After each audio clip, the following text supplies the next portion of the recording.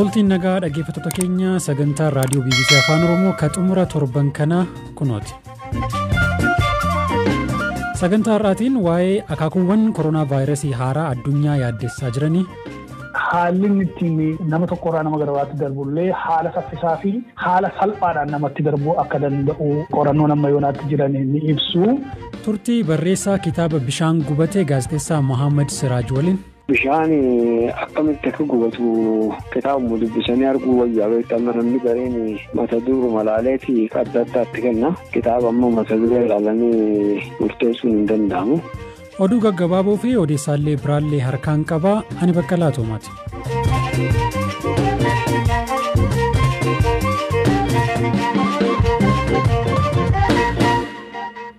Ardiin Afrikaa talaallii koronaa vaayirasii doozii miliyoona 270 argachuu pirezidantiin Afrikaa kibbaaf dura ta'an koomishinii gamtaa Afrikaa Cyril Ramaphosa guyyaa kaleessaa ibsaniiru.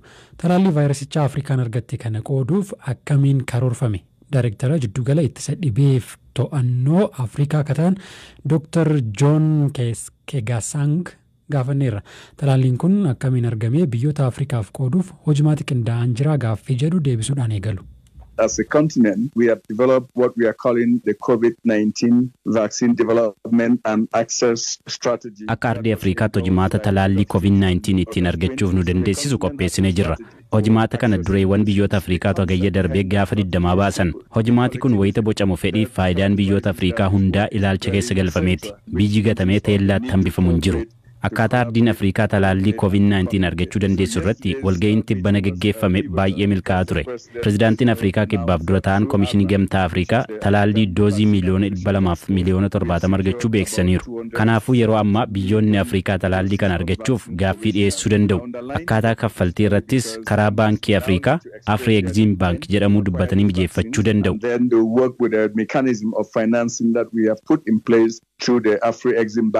Biyyoonni tokko tokko talaallicha dafanii argachuu fedhu kanneen weerarri vaayirasichaa daran ittiin hammaatiin ammoo fedhiin qaban gadi aanaadha. Wayita talaallichi biyyootaaf qoodamuu haalli kun ilaalcha keessa galaa jennee Dr. John gaafanneerra. Clearly, with rare exceptions, the exception being Tanzania, most countries. Asirratti dhimmi adda ta'e muraasni jira. Fakkeenyaaf Tanzaaniyaan alatti biyyoonni kaan ilaalchi isaan talaallicha fudhachuuf qaban gaariidha. Biyyoonni hedduun dhiibbaa guddaa vaayirasichi dinagdee, fayyaa fi hawaasummaa irraan ga'e hubatanii talaallii ardittiin argatte fudhachuuf fedhii agarsiisaa jiru. Fedhii biyyootaa irratti qorannoo geggeessineen bu'aan arganne jajjabeessaadha. Namoota 15,000 biyyoota Afrikaa 15 irraa qorannoon irratti geggeeffame keessaa dhibbeentaa 60 haga 90 akka ta'an fedhii agarsiisaniiru. Talaallicha fudhachuu irratti kanneen shakkii uumanis jiru. Kun haala jiruuf jireenya hawaasaa fi aadaa biyyoonni talaallii fayyadamuu irratti qaban irraa kamadduudha. Garuu akka uummati hubatu kan hin barbaadu talaallii kanaan duras fudhachaa turre. Kun waan haaraa miti. Kanaafuu kunis akkuma kanneen kanaan duraa talaallii nama fayyisu ta'uu hubatanii amananii fudhachuu qabu. Xumura irratti talaalliin kun akkamiin biyyoota ardichaaf qoodama ka jedhuu fi kaffaltiin haala kamiin raawwatama ka jedhu irratti kana jedhan. This is not the first time we are challenged in our struggle to fight this pandemic with issues of how do we distribute what I call rescue. Haalli akkasii wayita nu mudatu kun isa jalqabaa miti. Bara darbees qorannoo vaayirasichaa geggeessuu irratti qormaati nu mudatee ture. Rakkoo kanaaf akka furmaataatti sagantaa kenniinsa tajaajila fayyaa Afrikaa hundeessinee hojjechaa turre. Ammas sagantaadhuma sanatti fayyadamuun tatamsa'ina vaayirasichaa baay'ina uummataa fi dhiibbaawwan biroo ilaalcha keessa galchuun talaallii kana qoodna. Biyyoonni talaallicha fudhachuuf qophii hin taane ga'een isaanii gara biyyoota fudhachuuf fedhii guddaa qabaniitti darba jechuudha. Afri-Exim Bank akkaataa kaffaltii mijeessuun ga'ee isaanii gumaacha. Baankiin addunyaas biyyoonni akka talaallii kana argataniif deeggarsa guddaa gochaa jira. Talaalliiwwan yeroo ammaa kennamuu eegalanii fi qophaa'aa jiran hedduudha. Akka ardii Afrikaatti oomishtoota talaallii gosa hundaayyuu dubbisneerra. Amma kan arganne garuu kanneen gabaarra oolan Pfizer fi AstraZeneca. For now, the Pfizer vaccine, the AstraZeneca vaccine.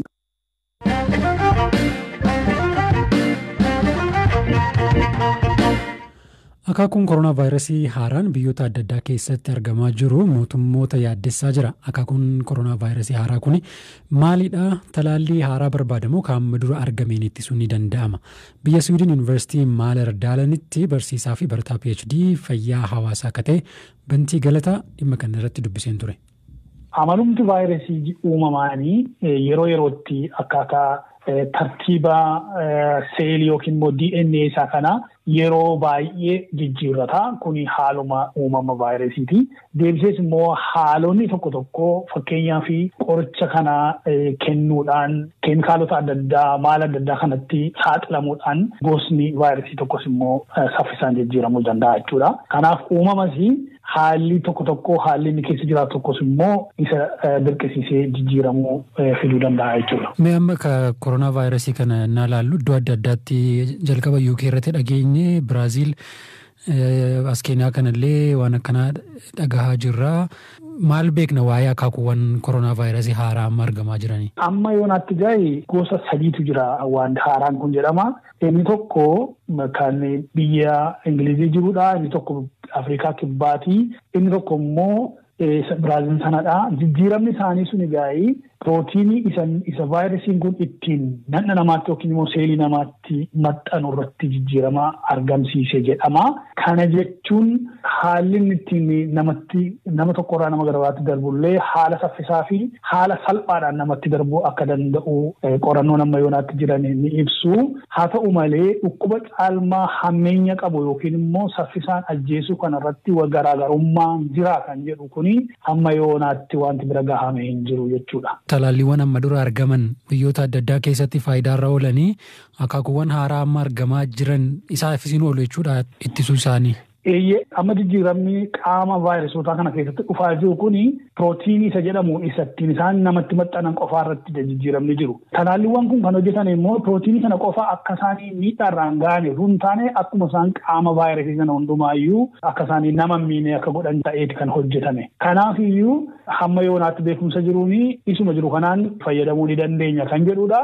Haa ta'u malee gosa isa kanii Afrikaa Kibbaan suni sodaatu jira. Maaliif yoo jedhame inni gosi Afrikaa Kibbaa sun immunity yookiin immoo qaama dhukkubarraan nu dhoowwu irratti dhiibbaallee fiduu ni danda'a jedhamee sodaatama waan ta'eef inni rakkoo ta'uunsaa hin hafu kan jedhudha sodaan jiru. Talaalliiwwan immoo gosa adda addaa kan kaampaaniiwwan garaagaraa oomishan kana gidduu garaagarummaan jiraachuu mala? Talaalliiwwan kun akkaataa isaan itti hojjetamanii beezik yookiin immoo bu'uurri hojjetama isaanii waluma fakkaata.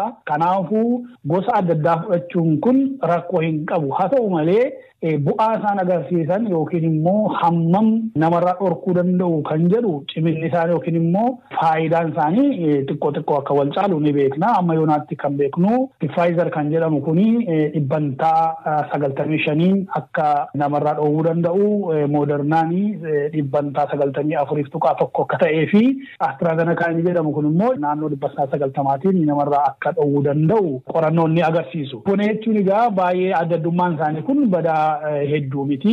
Haa ta'u malee akkaataa isaan ittiin kuufaman akkaataa itti firiijiitti gargaaraman adda addummaatu jira waan ta'eef isadha tarii biyyoota guddatan kan akka Keeniyaatii fi rakkoo cimaa ta'uu kan danda'u isadha maleessa gosa adda addaa ta'uu isaanii miti.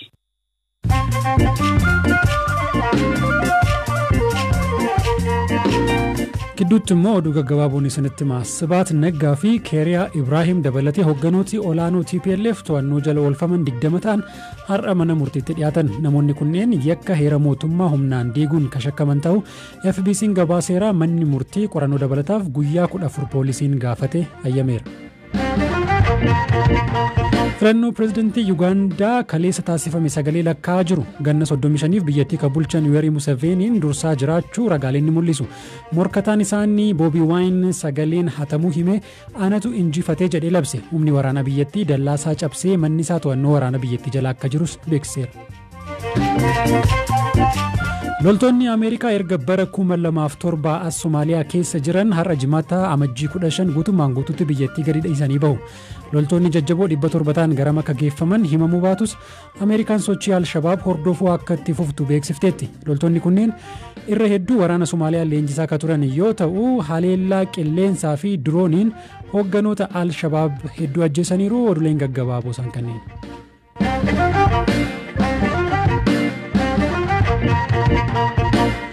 Kaarraaf qopheeffannee isa xumuraarra geenye irraa gaazexeessaa Mohaammed Siraaj kitaaba mata dureen isaa bishaan gubate jedhu ka fuula 350 qabu barreessee gabaaf dhiyeesseera. Kitaaba isaa kana ilaalchisee bilbilaan turtii gabaabaa waliin taasiseen jira. Gaaffiin koo ka jalqabaa bishaan akkamiin gubataa ka jedhu ture. Bishaan akkamitti akka gubatu kitaabuma dubbisanii arguu wayyaa beekama namni gareen mata duree malaaleeti adda addaatti kenna. Kitaaba ammoo mata duree ilaalanii murteessuun hin danda'amu. Kanaaf haala itti bishaan gubate sanii kitaabuma keessa arguu wayya. Ayyeemee waa'ee kitaabichaa nutti qophii isaarraa ka'eetii hagam akka sitti fudhatee waa'ee maaliirratti immoo fuulleffattee akka barreessite? Kitaabni kan ture kan barreessu gara waggaa 10 ta'a. Kan inni xumureemmaa waggaa 8 tura jechuudha. Xumureetumaan yeroo sanitti haalli mijaa'u dide osoo maxxansiin ture ammatti deebi'eetiin irra deebi'ee waan fooyya'uu qabus fooyyeessee haala saniin baasii jechuu wanti amma baay'inni irratti xiyyeeffatu mooranii ilaalcha amma warri saayikooloojii ilmi namaa kun persentii 85 ilaalchaa jedhanii hojiin isaati. Wanti hojiidhaan hojjetu persentii 15 sammuu keessatti wanti hojjetamaa waan jiru tokkotu jira. Waan tokko hojjechuudhaaf maaltu narraa eegamaa waan jiru. Namoonni waan isarraa eegamu hangamti akka beekanii yeroo hedduu amma nama biraatitti dabarsuu itti gaafatamummaa fudhachuu dhabuu tokko ni jiraan. Waan akkasii haalli itti namni hubachuu qabu waan jiru san irratti waan xiyyeeffatu qaba. Jireenya keessattis waan nama mudatu bu'aa bahii hedduutu jira. Sansaan qabaa jechuudha jaalala wajjis wal qabate.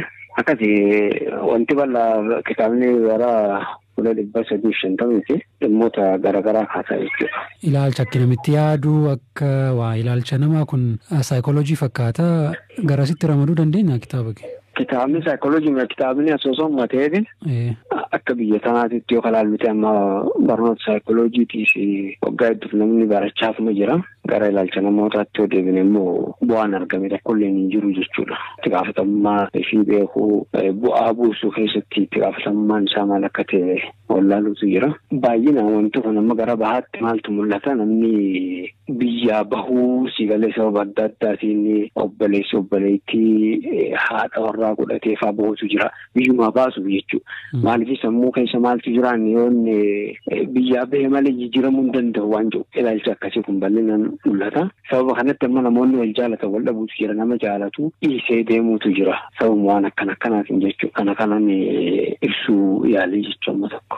Hagam jijjiirama fidaa yookiin hagam takka bu'aa buusa jettee yaadda? Amma bircuqqoo takka bishaan qabdu beektaa yoo bishaan biraa gubbaarraan fuuteetti na iddeen bishaan san lafumatti malee bircuqqoo san keessan seenu. Namni sammuu yoo sammuu isaa qopheessee waan kun na fayyada jee sammuu isaa banee fudhatu ta'e haala saniin wanni sun keessa seenuu ni danda'a jechuudha. Kaduraa sammuun nama waan san dubbisu qophii ta'uu qabaa jechuudha waan san fudhachuudhaaf.